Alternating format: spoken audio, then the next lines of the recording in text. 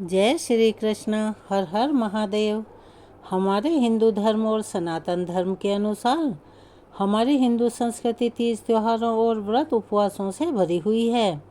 इसी श्रृंखला की एक ऐसी कड़ी है वट सावित्री का व्रत, जो कि ज्येष्ठ मास की अमावस्या को मनाया जाता है, जिसे हर सुहागिन स्त्री अपने पति की लंबी उम्र और अखंड सुहाग के लिए रखती है, जिससे उनकी अटूट श्रद्धा, भक्ति और विश्वास दिखाई देता है।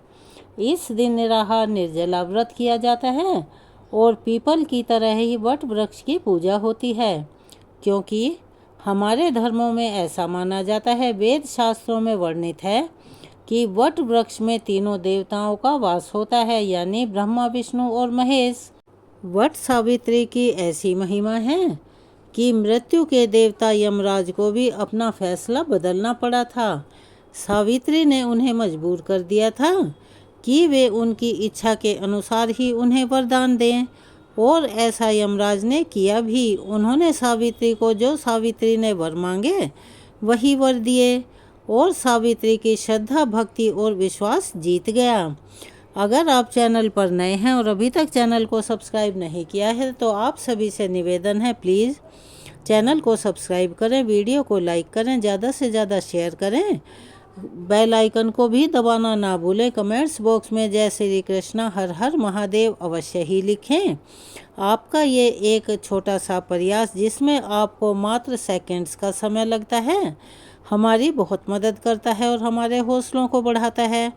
आप सभी से करबद्ध निवेदन है, प्लीज़ अपनी मदद हमें ऐसे ही प्रदान करते रहें। जो भी स्त्रियां हिंदू धर्म में आस्था रखती हैं, वह अपने पति की लंबी उम्र और संतान प्राप्ति की कामना करती हैं। वे इस व्रत को विधि विधान से रखती हैं। उत्तर भारत में तो यह व्रत बहुत ही लोकप्रिय माना जाता है, लेकिन इसकी तिथि को लेकर अलग अलग राज्यों में पौराणिक ग्रंथों में भिन्न भिन्न मत मिलते हैं। दरअसल इस व्रत को ज्येष्ठ माह की अमावस्या को मनाया जाता है और इसी मास की पूर्णिमा को भी वट सावित्री का व्रत मनाया जाता है। एक और जहां निर्णय के अनुसार वट सावित्री व्रत ज्येष्ठ मास की अमावस्या को किया जाता है, वहीं स्कंद पुराण एवं भविष्योत्तर पुराण इसे ज्येष्ठ पूर्णिमा पर करने का निर्देश देते हैं। वट सावित्री पूर्णिमा व्रत दक्षिण भारत में किया जाता है और उसी के साथ साथ वट सावित्री अमावस्या व्रत उत्तर भारत में विशेष रूप से मनाया जाता है। तो चलिए हम जानते हैं वट सावित्री व्रत क्या है और इसकी कथा क्या है, इस पर्व का महत्व क्या है। वट सावित्री की यह कथा सत्यवान सावित्री के इर्द गिर्द घूमती है और उन्हीं के नाम से उत्तर भारत में विशेष रूप से प्रसिद्ध है और बड़ी ही प्रचलन में है, क्योंकि इस कथा को हर कहीं सुना जाता है। कथा के अनुसार एक समय की बात है कि मद्र देश में अश्वपति नाम के एक धर्मात्मा राजा राज्य करते थे। उनकी कोई भी संतान नहीं थी, जबकि वो बहुत ही धर्मपरायण थे। राजा ने संतान प्राप्त करने के लिए बहुत सारे यज्ञ करवाए, पूजा पाठ करवाए, लेकिन उन्हें सफलता नहीं मिली। लेकिन एक बार भगवान की कृपा उनके ऊपर ऐसी हुई कि उन्हें एक कन्या की प्राप्ति हुई, जो कि देखने में अति सुंदर और सुशील थी। उन्होंने उस कन्या का नाम सावित्री रखा। जब वह चंद्रमा के कलाओं के अनुसार बढ़ती रही और विवाह के योग्य हो गई, तो सावित्री के लिए धूम्रसेन के पुत्र सत्यवान को पति रूप में वरण कर लिया गया। सत्यवान वैसे तो राजा का पुत्र था, लेकिन उनका राजपाट छिन चुका था और वह अब बहुत ही दरिद्रता यानी गरीबी का जीवन जी रहे थे। उसके माता पिता की आंखों की रोशनी भी चली गई थी, यानी वे अंधे हो गए थे। सत्यवान जंगल से लकड़ियां काट कर लाता था और उन्हें बेचकर जो पैसा मिलता था, उसी से वो जैसे तैसे अपना पेट पालते थे, यानी अपनी गुजर बसर करते थे। जब सावित्री और सत्यवान के विवाह की बात चली तो नारद मुनि ने सावित्री के पिता यानी राजा अश्वपति को बताया कि सत्यवान अल्पायु है, अर्थात उसकी उम्र बहुत कम है और विवाह के मात्र 1 वर्ष बाद ही उसकी मृत्यु हो जाएगी। हालांकि राजा अश्वपति सत्यवान की गरीबी को देखकर पहले ही चिंतित थे और सावित्री को समझाने की कोशिश में लगे हुए थे। नारद की बात ने उन्हें उसके साथ साथ और भी चिंता में डाल दिया, लेकिन सावित्री ने उनकी एक नहीं सुनी और अपने निर्णय पर अटल रही। अंत में सावित्री और सत्यवान का विवाह हो गया। सावित्री के साथ ससुर और पति की सेवा में दिन रात लगी रहती थी। नारद मुनि ने सत्यवान की मृत्यु का जो दिन निश्चित बताया था, उसी दिन सावित्री भी सत्यवान के साथ लकड़ी कटवाने के लिए जंगल में चली गई। वन में सत्यवान लकड़ी काटने के लिए जैसे ही पेड़ पर चढ़ने लगा, उसके सिर में असहनीय दर्द होने लगा और वह सावित्री की गोद में सिर रखकर लेट गया। उसने सावित्री से कहा, पता नहीं आज तो मुझे बड़ा अजीब लग रहा है, मेरे सिर में बहुत तेज दर्द है। तब सावित्री ने कहा, कोई बात नहीं, मैं भी आपके साथ हूँ और आप थोड़ी देर आराम कर लीजिए, उसके बाद में फिर लकड़ी काट कर तब घर चलेंगे। कुछ देर बाद उनके समक्ष अनेक दूतों के साथ स्वयं यमराज खड़े हुए दिखाई दिए। जब यमराज सत्यवान के जीवात्मा को लेकर दक्षिण दिशा की ओर चलने लगे, यह सब देखकर सावित्री, जो कि पतिव्रता स्त्री थी, वह भी उनके पीछे पीछे चलने लगी। आगे जाकर यमराज ने पलट कर देखा और सावित्री से कहा कि हे पतिव्रता नारी, जहाँ तक मनुष्य साथ दे सकता है तुमने अपने पति का साथ दे दिया, अब आगे का सफ़र सत्यवान को अकेले ही करना है, इसीलिए तुम मेरा कहा मानो और वापस लौट जाओ। तब सावित्री ने कहा कि मैं अपने पति का साथ नहीं छोड़ सकती, जहाँ तुम मेरे पति को लेकर जा रहे हो मैं भी वहीं जाऊंगी, यही सनातन सत्य है। यमराज सावित्री की वाणी सुनकर प्रसन्न हो उठे और उन्होंने प्रसन्नता के भरे हुए अपने हृदय से उसको वर मांगने के लिए कहा। तब सावित्री ने हाथ जोड़कर कहा कि मेरे सास ससुर अंधे हैं, आप उन्हें सबसे पहले नेत्र ज्योति दे दें। तब यमराज ने कहा, तथास्तु, और कहकर उसे लौट जाने के लिए फिर से आग्रह किया और वे सत्यवान की जीवात्मा को लेकर आगे बढ़ने लगे। किंतु सावित्री थी अपने अटल विश्वास के साथ उसके पीछे पीछे चलती रही। फिर यमराज ने पलट कर देखा और फिर कहा कि मैंने तुम्हें कहा कि तुम्हारे मनवांछित मैंने वर दे दिया, अब तुम वापस लौट जाओ। लेकिन सावित्री थी कि अपने अडिग विश्वास के साथ पीछे पीछे चलती रही और जैसा कि उसने फैसला किया था वह उसको बदलने को तैयार नहीं थी, यमराज की बात मानने को तैयार ही नहीं थी। फिर यमराज ने कहा कि चलो मैं एक बार तुम्हें और देता हूँ।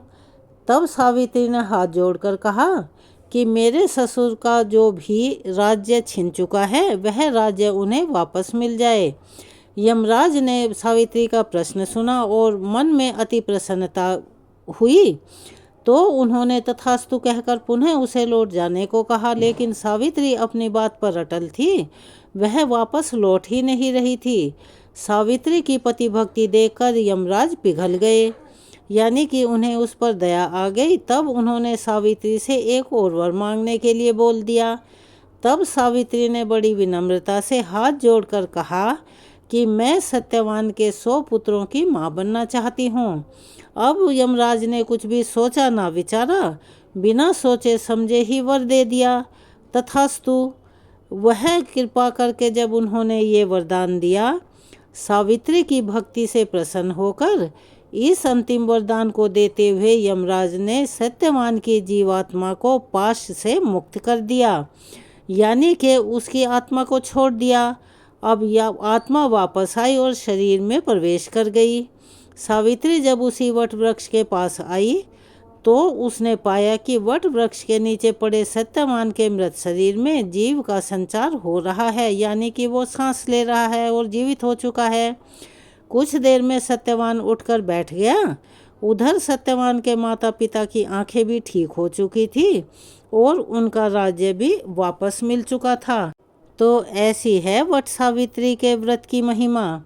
जैसा कि इसकी कथा से ही पता चलता है कि यह पर्व हर परिस्थिति में अपने जीवन साथी का साथ देने का संदेश देता है और इससे हमें यह भी ज्ञान होता है कि पतिव्रता स्त्री में इतनी ताकत होती है, उसके पतिव्रत धर्म में इतना बल होता है कि वह यमराज से अपने पति के प्राण वापस ला सकती है, यानी कि अपने सुहाग को अखंड बना सकती है। वहीं सास ससुर की सेवा और पत्नी धर्म की सीख भी इस पर्व और उपवास से मिलती है। ऐसा माना जाता है कि इस दिन सौभाग्यवती स्त्रियां अपने पति की लंबी आयु, स्वास्थ्य और उन्नति तथा संतान प्राप्ति के लिए यह व्रत रखती हैं। अब हम आपको बताने जा रहे हैं कि इस व्रत की पूजा विधि क्या है। वट सावित्री व्रत में वट यानी बरगद के वृक्ष के साथ साथ सत्यवान सावित्री और यमराज की भी पूजा की जाती है। हमारे वेद शास्त्रों में ऐसा वर्णित है कि वट वृक्ष में ब्रह्मा, विष्णु और महेश तीनों देव वास करते हैं। अतः वट वृक्ष के समक्ष बैठकर पूजा करने से सभी मनोकामनाएं अतिशीघ्र पूर्ण होती हैं। वट सावित्री व्रत के दिन सुहागिन स्त्रियों को प्रातःकाल उठकर स्नान करना चाहिए। इसके बाद रेत से भरी एक बांस की टोकरी लें, उसमें ब्रह्मदेव की मूर्ति के साथ सावित्री की मूर्ति स्थापित करें। इसी प्रकार दूसरी टोकरी में सत्यवान और सावित्री की मूर्तियों को स्थापित करें। दोनों टोकरियों को वट वृक्ष के नीचे रखें और ब्रह्मदेव और सावित्री की मूर्तियों की पूजा करें। उसके पश्चात सत्यवान और सावित्री की मूर्तियों की पूजा करें और वट वृक्ष में जल दें। वट वृक्ष की पूजा हेतु जल, फूल, रोली, मौली, कच्चा सूत, भीगा हुआ चना, गुड़ इत्यादि चढ़ाएं और जल से अभिषेक करें। वट वृक्ष के तने के चारों ओर कच्चा धागा लपेटकर 3 बार परिक्रमा करें। इसके बाद स्त्रियों को वट सावित्री व्रत की कथा सुननी चाहिए, क्योंकि कथा सुने बिना व्रत अधूरा माना जाता है और उसके बाद आरती करना भी अनिवार्य होता है। कथा सुनने के बाद भीगे हुए चने का प्रसाद निकालें और उस पर कुछ रुपए रखकर अपनी सास को बायने के रूप में दे दें।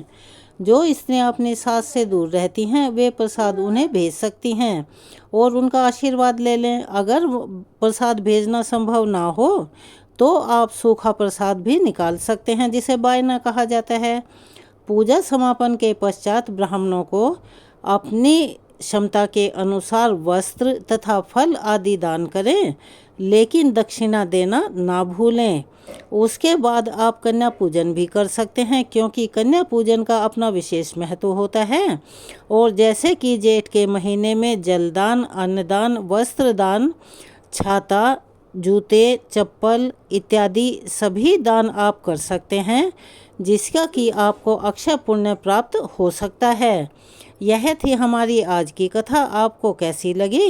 कमेंट्स बॉक्स में अपनी राय अवश्य ही लिखें और अपना सहयोग और प्यार हमें ऐसे ही प्रदान करते रहें। ऐसी ही कथाओं को सुनने के लिए चैनल को सब्सक्राइब करें, वीडियो को लाइक करें, ज़्यादा से ज़्यादा शेयर करें, बेल आइकन को दबाना ना भूलें।